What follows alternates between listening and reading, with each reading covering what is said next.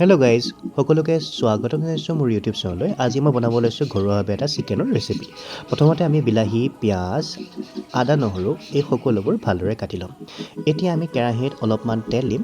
তেলখিনি গৰম হোৱাৰ পিছত তেজপাত, শুকান জলকীয়া, লগতে ডালচেনি, লং, ইলাচি এইবোৰ দি তাৰপাছত আদা নহৰুবোৰ দি পেলাই অলপ সময় ভাজি ল'ম। অলপ সময় ভাজি লোৱাৰ পাছত এতিয়া আমি তাতে পিঁয়াজ, বিলাহী দি পেলাই পুনৰ আমি অলপ সময় ভাজি ল'ম।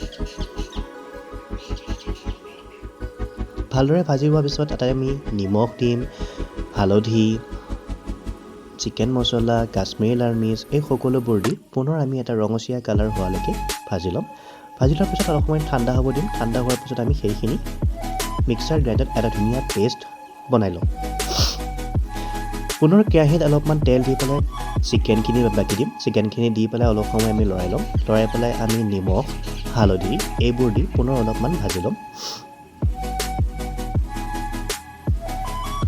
ভালদৰে ভাজি হোৱাৰ পাছত এতিয়া আমি তাতে সেই কৰি লোৱা পেষ্টখিনি বাকি দিম।